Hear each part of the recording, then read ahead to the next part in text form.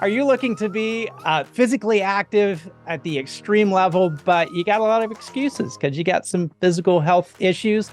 Well, I want you to meet an incredible woman, Ashley Norton. She has had 6 heart surgeries, 2 pacemakers, and will be the first woman with those plus MS to compete at the upcoming Ironman World Championships. You don't want to miss this. Don't go away.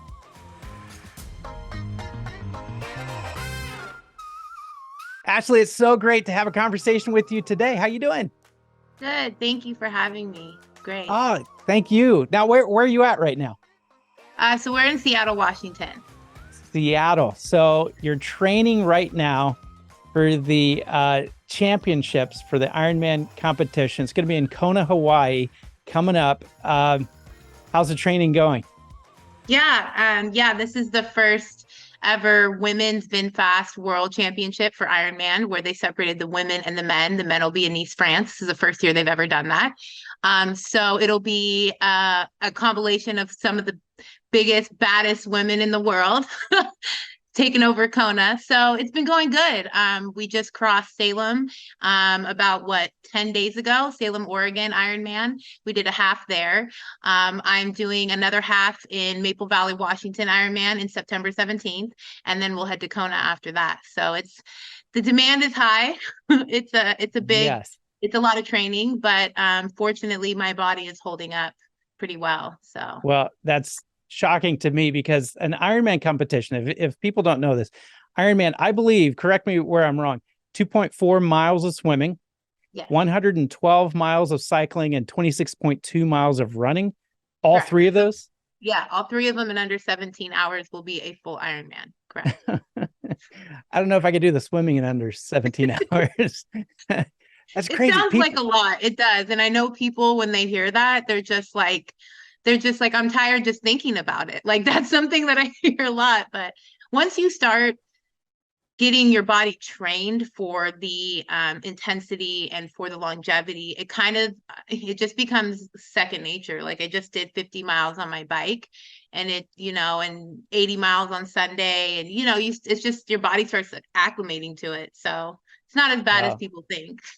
Well, it's yeah, but it's not as easy as you're making it sound too. Because just even the marathon, just the 26.2 miles of running, I have several buddies who keep trying to talk me into doing a marathon with them, and I'm like, man, the training that goes in just to do the marathon. My wife and I bought a new house, and it's this incredible place. People are typically walking their dogs or whatever, but they had a half marathon just couple months back, and the route went right down our street. And my wife and I felt like we were so lazy because here we were sitting on our couch, window blinds open, watching these runners go by and critiquing them while we're eating our potato chips. And so it's something that's a lot more difficult than I think most people even realize just doing the running part. Yeah, yeah. I'm not a normal athlete, obviously, with all the adversities I have against me. So for a normal athlete, it is extraordinarily difficult. You train a long time before you get to that point. But for me, I actually have to train twice as hard. Yeah. We knew Kona could be a possibility, so we started amping up my training prior to even my half in Salem. So that way we could just overload me, like, safely, of course. But yeah, the swimming part's my favorite. It's the easiest on my body. I actually perform very well in that area. The cycling, I didn't really like it at first because not so much that it's very difficult, but like being on a bike for 4 to 8 hours, it's like it's a lot of time. There's no headphones, no cell phones, it's just you and literally God's land Hmm. and 100 cyclers next to you. But the running part is where, well, let me go back to cycling. Actually, in the beginning of the year, we were riding a two-wheel clip-in bike. And unfortunately, like 9 miles in, I took a really bad spill and I was down for quite some time. A lot of people don't know that. And I got back up about 5 more times and kept falling after a certain amount of miles. Hmm. So we knew that my MS finally showed up in a very prevalent way. So we had to go back to the drawing board. And I actually ride a 3-wheel recumbent bike. And that's how I cross finish lines. And that's because of my stability. And that's where the MS shows up. And with the running, what people don't know as well is that I may continue to go across finish lines, but when I hit about mile 60 on the bike, my feet start to go completely numb. I start to feel a pain in my foot as if I was to walk or run on knives. And what's happening is that my myelin sheath and my nervous system is shutting down, and that's part of the MS. And with the heat and the stress, it's just not a good combination for somebody like me. So we've worked really hard, and we're still working on that now that we're going for a full. The last 13 miles of running, I wasn't tired, I wasn't exhausted. But it was very difficult because of that, sensation of feeling like it's probably the most horrific pain I've ever felt. So really training my brain to pick up my feet with my legs and through a system I've created, a 3-2-1 system, where I literally tell myself like 3-2-1, because I also could trip. And that did happen in Salem, because my body is just like, you're so tired, but then my MS, the stability is really starting to get wobbly. So yeah, there's a lot of things we learned at the last one. So now we're like, okay, on the bike, do we need to add more magnesium? I need a cooling towel. I have cooling sleeves. I got to keep the body down because the humidity and heat in Kona it's insane, like for a normal person, let alone anybody like me. Yeah. So yeah, so it's been an interesting journey, and it's still a journey, we're still trying to figure out, maybe we need to take my shoes on my bike and have, a normal bike shoe, a clip-in shoe has a clip on the top, and that's how you get your power. But I've been thinking, well, why won't we put it in the middle? So when my feet are completely numb here, now I can use the power here. So there's no roadmap. So we're just kind of building it as we go for future athletes that we hope to bring along throughout the years. So yeah. Well, it's amazing what you were doing. I want to talk more about some of the things that you just listed as far as some of the challenges along the way. But I want to start out by just asking you, I mean, you have every excuse in the world to not do this.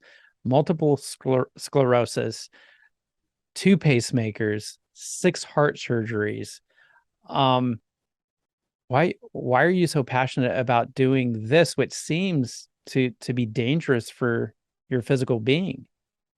Yeah, that's a great question. And I get emotional because I really stand for my people. I've faced quite a bit in my short time here on Earth, but there's never been a day I'm hardwired differently. I see barriers and I just want to bypass them. And when I started this journey, I've been a fitness trainer for, I don't know, a good 10, 12 years. I lost 160 pounds when I was about 19, and I was very heavy, and that's what got me into fitness. And then I was into a gym rat. And then the endurance training didn't really start, but like a little over a year ago. This is a very new thing for me. But what I decided was that multiple sclerosis and the awareness of it and what's happening and how the numbers are rising and how people are so being misdiagnosed and they don't know the symptoms, it had to come to an end. So I decided that why not take on the biggest platform in the world and start bringing the possibility, like people, like you see me doing this. Like we just did a half when everybody said you can't or you should wait another year. But we know that that is not always the case. So we really here at Ironheart Woman and the Grace Global Foundation, I started a nonprofit that's all for multiple sclerosis, the education, the funding. There's people that need things. I mean, I have a mother that wrote me through this journey, and she had a 17-year-old daughter, and she said, we woke up one morning and Zoe was blind. And we didn't know what was wrong with her. We took her to the ICU, and finally it came back as MS. And could you imagine having your child wake up and just being blind, and there was no accident, they didn't know, right? And so Now, what are they going to do? They need help. They need medication. Mom can't go to work. They need funding. And unfortunately, because the awareness of multiple sclerosis is not as prevalent as it should be, they don't have the resources they need to just survive and take care of their daughter and wrap around their heads that their daughter will never see again. And it could potentially go in a wheelchair or die. That's that's the reality of having MS. So when I wake up every single day and I'm able to see my daughter's face and I'm able to get out of bed and I'm able to walk, let alone cycle, swim, and run, why not do an Ironman? Why not show other people that there's something inside of you that you can do? And whoever told you you couldn't was just scared of something inside. So that's why I do it. I do it for my people, and I do it so people understand that this is a horrific disease and that we need to start waking up. Thank God for Selma Blair. Thank God for Eric Thomas. His wife has MS. They're a huge advocate. Thank God for Jamie Lynn Singer. All these women that are coming out. Christina Applegate, look at her, right? She hid for many years, but if it wasn't for these women using their platforms, we wouldn't even know what MS is. So I just kind of feel that it's my duty while I have it to keep fighting. So, yeah. But I love what you're doing. I work with a lot of people down here in Hollywood who everyone wants to be successful. They work with me because they want to be more successful. They want to have a perspective of how to overcome, some of the challenges. But most of the people don't naturally have your approach, like your response to the pain. Most people will kind of wallow in the why me stage of the issues. But what I'm really impressed about you, and one of the reasons why I wanted you to be on our podcast here, was you naturally said, I have this pain, I have this problem, and you shifted to say, but it helps me fulfill a greater purpose. And so immediately, I mean, you're associating yourself as my people, and these are people that you care about. And the reason why you're trying to bring awareness is because you're trying to help other people. You're not trying to help yourself, you're trying to help other people. And to me, Ashley, that's one of the most impressive things about you. I mean, what you're doing physically is extremely impressive, but just your ability to take the things that life has thrown at you and to turn that around for a greater purpose. I hope a lot of people who are watching or listening to this podcast today will take stock of their own life and say, I could have a pity party and say, why me? And just kind of escape back into their cocoon or their cave of whatever is their comfort zone and not do anything. But just for you to push even into more pain to bring awareness, it just really says a lot about you. And I'm so impressed with what you're doing. I want to ask you, because like you said, most people, if it wasn't for the recent celebrities who are coming out talking about MS, most people wouldn't know what it is, where it comes from, and so there's still a lot of ignorance out there. You are the founder of ironheartwoman.com. It's in the description below. Make sure you go there because it also is a place of great information and a resource for people to understand what it is. But what is one of the greatest things you wish people knew about MS that is kind of a misunderstanding or something that people just don't know? Yeah. Ironheartwoman.com is the website to go for education, for funding, for everything. And the one thing I think is the how people see me. You see me pull up to a grocery store. Legally, I'm allowed to have a handicap placard. I get out of my car, I get my daughter out on a good day, mind you, and I look totally normal, like I just got out of the gym.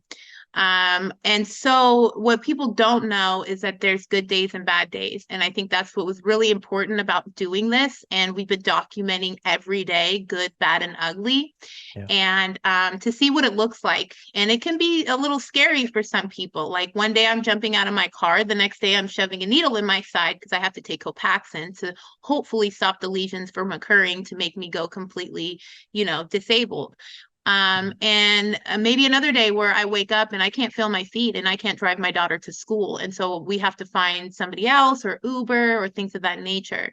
Or maybe one day when I can't even, or I lose train of thought. Like even in things like this, there was one interview I did and the man asked me a question and I just went blank.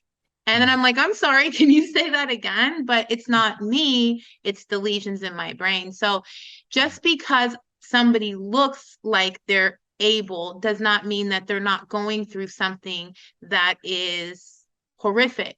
And it can be horrific. And I use that word because the pain is probably some of the worst pain that I've ever experienced in my life.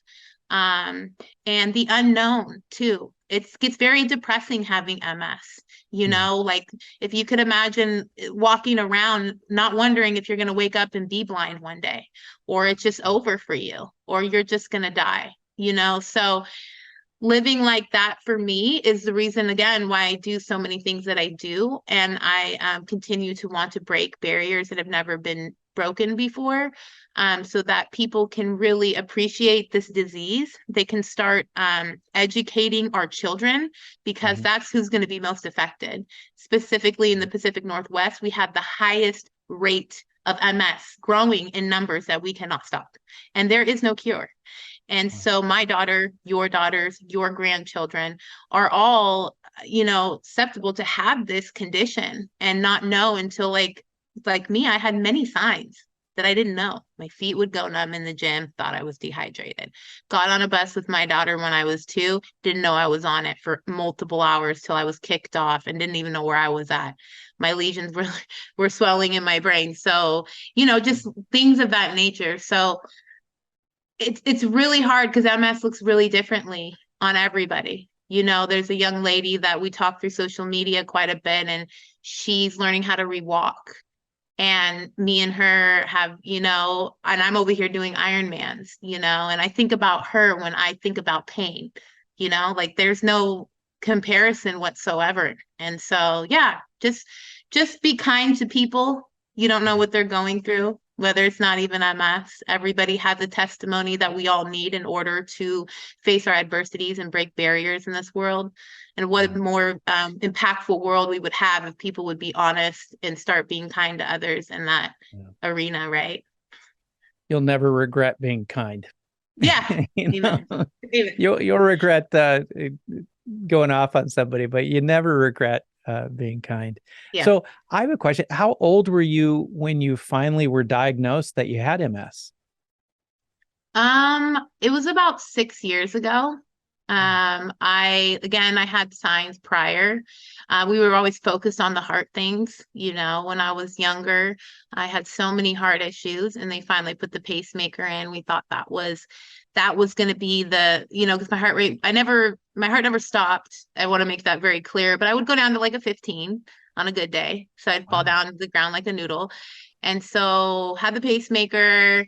Then had my daughter. I had 3 SVT, which are central ventricular tachycardia, which is below a heart attack, and I gave natural birth to her. And then I had an ablation after that because then I started experiencing SVT. And then after that, when she was about 2, it was Mother's Day. I woke up one morning and from head to toe, I was I could not move at all.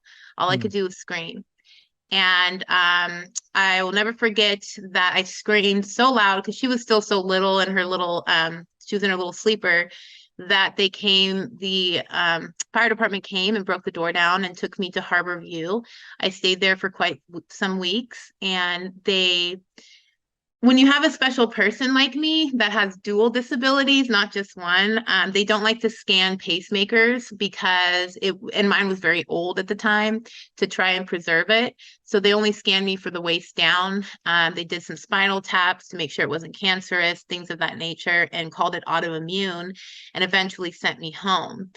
And the next day, again, I had the same episode, completely from head to toe, was re-ambulanced, but this time to University of Washington, which is an extraordinary hospital.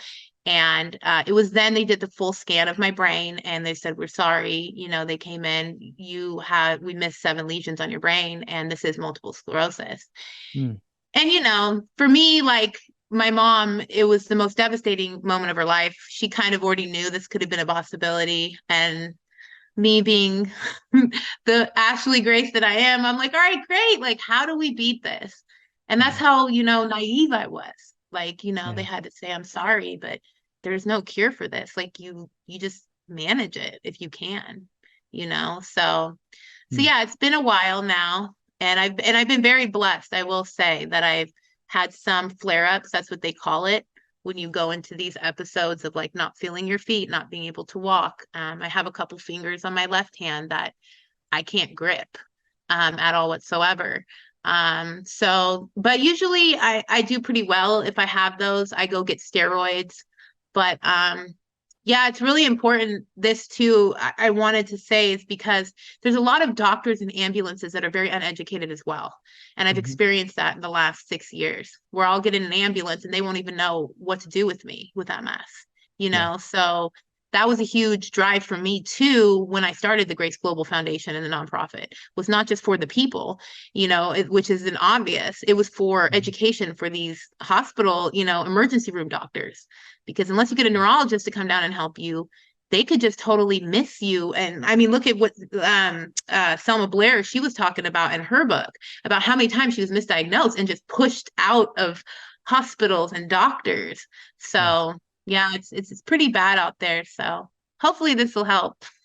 Yeah. We kind of have a joke down here in Hollywood that the only people that perform medicine down here are the actors. The real doctors only practice medicine, and so it's helping. It's helping everyone to be able to learn.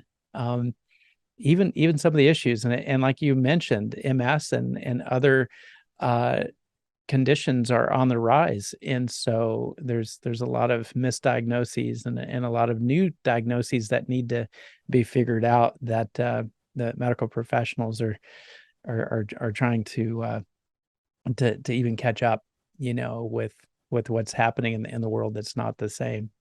Yeah. I have a big question for you, because most people, if they had a heart condition, putting their body to the extreme level of doing an Ironman, doing the 2.4 mile swim, 112 miles on a bicycle, and a full marathon, 26.2 miles of running, um, many people would be too afraid to push their body to that limit just simply because of the heart condition. What do you do to overcome that fear? Because I imagine there's at least some concern on your part with your heart, since you've had issues with your heart, since you were very young. Yeah. Honestly, if I'm being 100% authentic and transparent, I'm not scared of very many things. Hmm. When you've been through what I've been through in life, outside of just medical conditions, I have a big story behind me. You have faced so many adversities, and you broke through them. This is like, the training part is difficult in that part, but like for me, this is not a big deal. Finding out I had MS was a big deal. Finding out how to live with it, finding out how to manage it, things of that was a little bit more scary for me. Mhm. But yeah, I'm not really scared, if I'm being honest with you. It gets nerve-wracking when you get there, like in Salem, it's just the unknown. You're in the water, the Yeah. buildup, the people. But yeah, I don't really, like I said, I'm a hardwired, I think, a little differently. I know that with God, anything is possible, and there's no Yeah. way that I have survived everything I've survived. I'm still here. I'm training for an Ironman. So, I mean, what else is there to be scared of? I mean, I've already been through it, you know? So I think that's kind of the mentality I keep.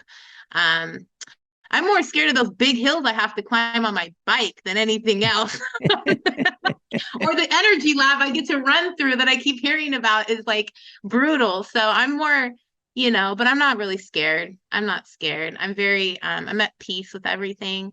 And how lucky of a girl I am to be able to have these conditions. I consider them gifts when people ask me, oh, I'm so sorry. I'm like, no, it's okay. It's great because I see life differently. I Yeah. wake up every day in gratitude. I live a different life. Things are not so black and white for me. Like it's very Yeah. colorful and possibilities are limitless with me. Yeah. So, yeah. I love that because so many people, that I work with, they're all of the things that didn't go right in their life, all of the things that they saw were things that they missed out, or their body isn't such that they could do the things that they wish that they could do. Um, what we ultimately come back to is this conversation about their life calling, their life purpose, and every single one of them has to do exactly what you did, is look at what are the challenges that have come into my life, what are the things I missed out on. I was working with a psychologist of all people last year who he was very adamant disagreeing with me that because I had told him, he has this huge life purpose and he has something to fulfill in his life. He goes, I'm almost 80 years old. I couldn't tell you what my life purpose was. And so as I'm talking with him about what he's passionate about, because that's how you discover what your purpose is. I said, what are you passionate about? And he goes, I'm really passionate about my students, because he's a teaching professor still in his 80s. He says, I'm really passionate about the students that don't really have active parents, maybe kids that are orphans. And I said, well, why are you so passionate about that? He says, well, I grew up not knowing who my parents were, immediately was adopted and never met my parents. And I've always been really frustrated, and I couldn't understand why God allowed me to have to go through this very painful experience of not knowing who my parents are.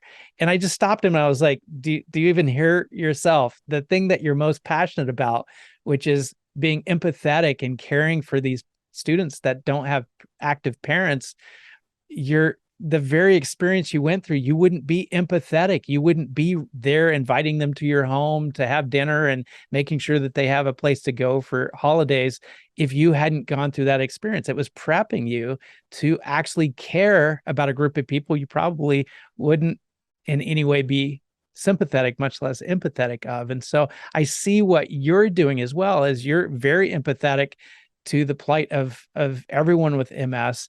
And as a courageous woman that you are, you're fearlessly saying, I'm gonna connect this experience, which, it sucks. It's not a good experience to go through, and yet you're connecting it with your life purpose. And I hope the people that are watching or listening to this podcast definitely take a note out of what Ashley's doing here. Take a look at all the challenges that you're going through and realize this is setting you up so that you are effective and that you're actually powerful to reach a group of people that you're now empathetic to. This is your chance to actually, that was your training to be in the midst of your calling, to be a voice that people would even want to listen to. Because if you're not going through it, people are like, you don't understand what I'm going through. But Ashley, when you speak, especially to women with MS and people who are going through that, I mean, your credibility is through the roof with them, because you're going through it right now. Yeah, thank you. Yeah, it's really I believe everybody has a testimony. There's no reason why I was, prodigy golfer, LPGA bound, and then shifted, lost 160 pounds, became a fitness trainer, had heart problems, pacemakers, and then, oh, by the way, let's have MS too. I mean, right? Like, so many things that I always were like, I used to be like, why? Like, why do I get like all this stuff, but now I know what it's for. I know God was building something inside of me and instilling something inside of me because, I'm one of the strongest warriors. He knew I could go through it. So that way we could get to this point. If you would have Yeah. told me I didn't even know what Ironman was up to 12, 13 months ago. Had never heard of it in my entire life. Never thought about it, saw it, nothing. And when my last, my pacemaker went out and I was in the middle of a store at a Ross, I fell to the ground again because my heart was so slow. I was in a recovery room and I saw an Ironman. And for me, it was the Holy Spirit. It was my moment. It was, this is what we're doing. A week later, with a patch over my chest and a sling in my arm, I found out it happened to be down by my house, ironically. Wasn't by irony or accident, went down there. And when I stepped on that platform, I knew this was it. I knew this is where God was going to use me in a way that I could never comprehend. So when people ask me, like, or doctors or anybody, they're just like, no, you can't do it. It's impossible. I don't serve a human person that tells me what I can and cannot do. I just stay diligent to what I know and what Yeah. he's telling me. And if it's meant to be, it is. If it's not, it's not. And so that's for everybody. I mean, I obviously stand for MS, but like I want people when they see me, like whether you're dealing with the loss of a child or even you can't get out of bed because COVID was such a hard time, right? Like we came out of Yeah. an era of just like, don't come near each other, hope, value, like everything was stripped from us. Yeah. So I'm just like, man, like, I get to be that person because I've always been that person, but we get to use this as I want people to see me and be like, I can get out of bed. I can do this. And I don't want empathy and I don't want people to feel bad for me. I just want them to find their true testimony because their impact in this world could change so many people's lives. And that's what we're all called to do, in our very short time here on this place called Earth. So Yeah. No, that's absolutely true. People ask me, how do you discover your life purpose? And it all has to do with how do you share the most love and joy to a specific group of people that you're divinely passionate for. Most people think my purpose is to build this or to make this or to, have a legacy in this way. And ultimately, your purpose for everyone is always wrapped around how can you find a group of people and show them care, concern, and love in a way that really impacts their life. That's your purpose. And how you discover it is like you have and like I have and many other people have is it's actually through the painful experience that you actually are able to see what your purpose is because there are other people who are in pain that are hurting that need to know that somebody cares and your purpose is to be the one that cares for them. Yeah. That's really what I try to embody. Like when, for me, when people are like, oh, you're such an inspiration, I truly, honestly, I don't see myself that way. I just lead my life in a way of generosity and authenticity, and I'm brave and I'm healed. And I tell myself that every day. And so whatever, avenue I'm gonna take next, so be it. I don't dwell over it. I'm not scared. I'm actually at probably the most peace I've ever been at in my life. And that's probably because I'm serving the people that mean so much to me at this point in my life. And never, like I said, I never could have told you I'd ever be doing it. So it's not on the vision board or anything. It is now, but it wasn't. Real life is not predictable at all.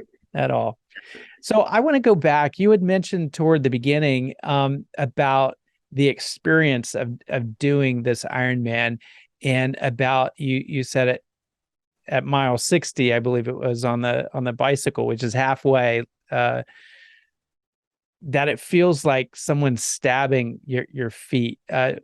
Walk me through the pain of the Ironman. Yeah, so any Ironman is brutal in itself.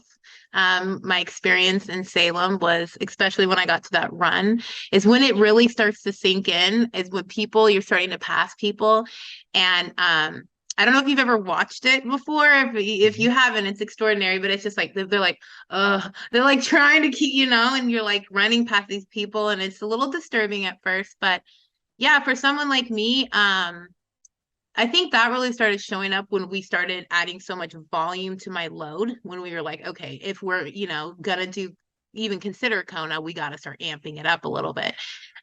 So the first time I was at mile 40, I think I was, mind you, it's when it's really hot that's why it starts to get really difficult for me. Yeah. And I can't explain it more than feeling like it's a cramp that happens where like your feels like your foot is completely stuck, and then it feels like you're running, like you're just having someone shove a knife in your foot back and forth.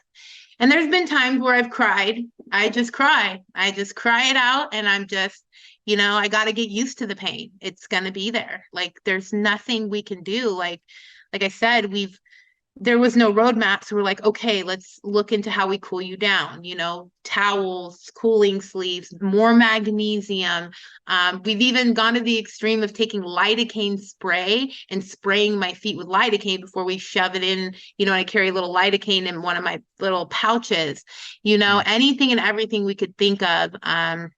More nutrition. Like I eat a little bit more carbohydrates probably than most athletes, because we know that the body will perform better when it's not fully dehydrated and or malnourished, which nobody really can. But someone like me, Yeah. that's when we start going into like, no, not a good zone. Yeah.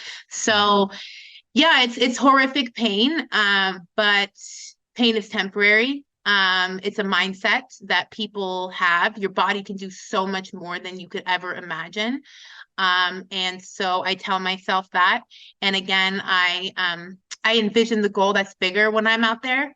And that's, we do this and we make history for multiple sclerosis. What an epic thing we could do to really change the game. So I think Yeah. about all those that I converse with social media wise that reach out to me, and they can't walk and they can't talk. I mean, they have it a lot worse than I do.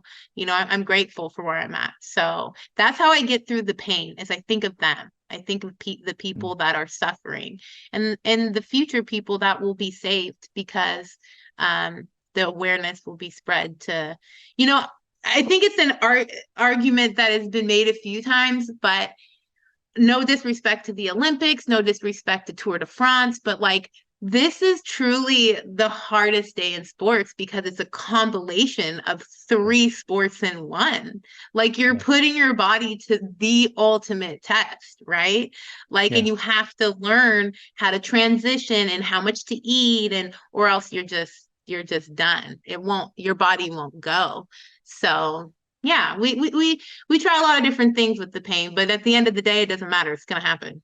Yeah. So either you can cry through it and that's fine and just keep on going.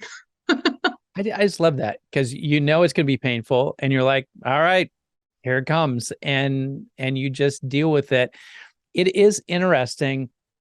They have done scientific studies that showed your mindset going into a painful experience, if it's positive like yours is, it actually minimizes the experience of pain. Like literally the neuroreceptors that would be firing in a normal situation actually are not as active because you're going in positive, saying, yep, it's going to be there, but I'm not going to let it stop me. It is amazing the power of the mind to be able to endure things that some people think you can't endure at all. Yeah. So it is amazing. Your mind is really helping you to even be a pain reliever during this experience. Now it sounds to me like you have quite a team that's helping you. What type of team do you have, and what are they doing? So, the beautiful thing about all of this is that this is, a lot of people don't know this. I've never talked about this. My team was co-created. I took a leadership program a few years ago, and my team is all volunteers. They were all came out of the same group that we were in. I was a torchbearer for that specific leadership group, and I came out, and when I did this, I was still in touch with a lot of them. This was like about like a 6 or 9 month like span of when we did this, and I told everybody, I was like, hey, we're going to transform the world. I'm all about transformation and hope and value. And so when Bailey came up and she's just like, okay, I don't know how to build a website, but I'll help you. It can't be that hard. So we built Ironheart Woman. And then Leonard came along and he's like, we call him chief of staff because he's just running the show and he's just incredible. And then we have Heather, our media girl, and then we have Fabiola, who does a lot of our outreach. I mean, the truth is that I'm a single mom. Like I'm out here just like everybody else running a small business. And if you don't know, Ironman is not cheap. Being an Ironman is not, because now you're combining three sports. So I think it is the most expensive sport technically in the world. So, we have to bring a lot of people in and ask for people to donate and to take care of things. So these group of people at Ironheart Woman, all are volunteers, all are people that believe in the mission. They believe in being a catalyst of a transformed world. They're in full generosity. I mean, they've been with me since day one, and I'm very, very grateful, because without them, I'm only one little lady on a huge mission, right? So and the training can be up to 5 hours a day, and I still have to be a mom. So they help relieve me a lot. So yeah, I'm very grateful for my Ironheart Woman team. We're family. Yeah. And it's necessary for anybody. I mean, I couldn't do what I do without an incredible team. I got Theo over here. I got Jeannie. Yeah. You can't see her on right now. I They have a make whole everything staff. happen. They do. They do to allow us to do what we do, Yeah. and to be able to have transformational conversations with people, and to get the word out about things that are definitely important, like Yeah. what you're doing. Well, your spirit, I can tell you've had to go through and decide at key moments of your life, just decide, am I going to allow this to own me, or am I going to own it? And I can just tell that there have been key moments in your life that have built you into a person who is looking at all the challenges of life that it's thrown at you, and you've just decided, you know what? I'm not going to be a victim. I'm going to be victorious. And I always say there's basically two different types of people in the world. There are victors and there are victims. And you've decided not to be a victim.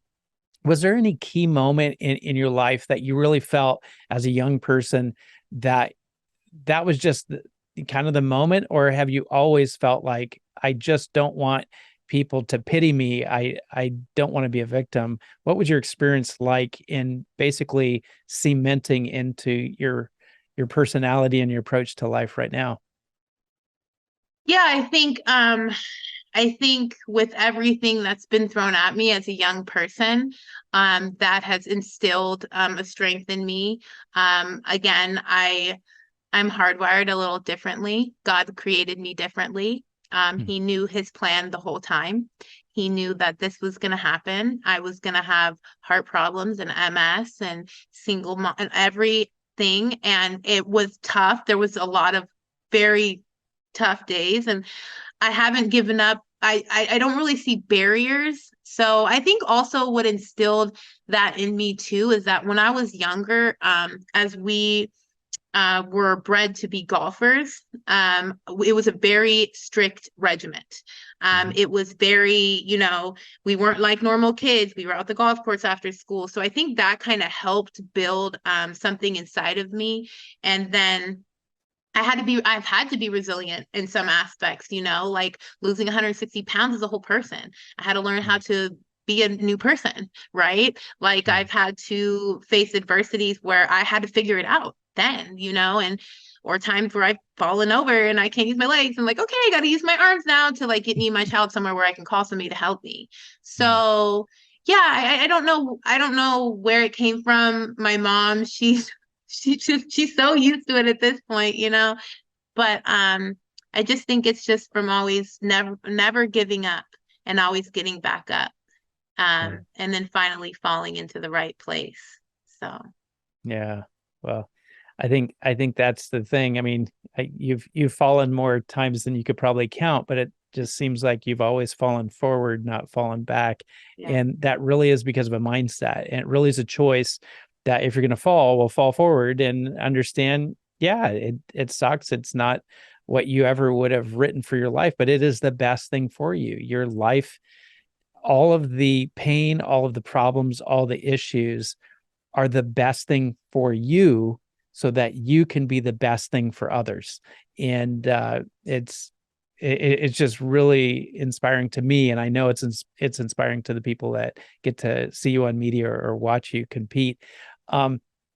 To just understand, we all have an opportunity to assess our life, to say, so how does this help me? Because life, I always say, life doesn't happen to you, it happens for you. And this is happening for you to help other people. And so I wish more people would have that approach to life. Yeah. Well, hopefully when, they see me and they see the other athletes that, like when people come in and they donate to our foundation too, like this vision was always way bigger than me. Like people don't even know the plans that I've had. Like we were going to use me obviously to do the first, but we've already had a lineup of people that have been on a list of like, hey, they see the possibilities. They're like, yeah, I have this autoimmune or MS or whatever's going on. Maybe I can do an Ironman, and it opens the door. So we're hoping, next year, this time after we've accomplished so many things, that we can be that outlet for people that want to exceed what people say they can't. And that's what, Ironheart Woman really represents is bringing a fresh, like, I imagine just a busload of people at every Ironman we possibly can coming out, like all the underdogs, all the people that say, because I get a lot of looks. That's the truth. This is this is a sport that is very self-driven, I guess you could say. So when you see somebody like me come into the mix, I'm coming with a 3-wheel bike, I'm all this different things. You know how many looks I've gotten where they're just like, what is this girl doing here? Like, what is she riding? What is this, a spaceship? And then we're at mile 30 and I see these same people walking their bikes up, and here I come with my little walrus bike climbing up next to them. So hopefully people will start to accept that just because we're neurodivergent doesn't make us different. In fact, this is the first year Ironman's had a neurodivergent category. They've opened it up. This is huge. Wow. They see the possibilities now. These people are coming out the woodwork, right? So it's a big year. It's a big year for Ironman and for people. That's huge. I love it. Now, you mentioned your foundation. For people that want to support your foundation, do they go to your website, ironheartwoman.com, and is there a place there for them to support that? Yes. So getting to Kona it's a big goal. Not only am I putting in the work, but financially, and we need a lot of help to get there. So on ironheartwoman.com, there is a button at top that says pledge or support or donate to get Ashley to Kona. And everything that's driven in there that we're not using just to get me to Kona will go straight into the foundation. And then we can start helping people even more. We can start helping Zoe's and their mothers and Alice's and the ramps they need and the shower rods they need. I mean, things that you would never think of, or even just the medication they can't afford because MS medication is super expensive. So I really appreciate everybody who can come and support us because like I said, I'm a little lady on a big mission. So, and we can do it alone at Ironheart Woman, but our theory is together we're so much stronger. Well, we're going to be cheering you on. I know you have a lot of social media as well. We're going to put those handles in the description as well.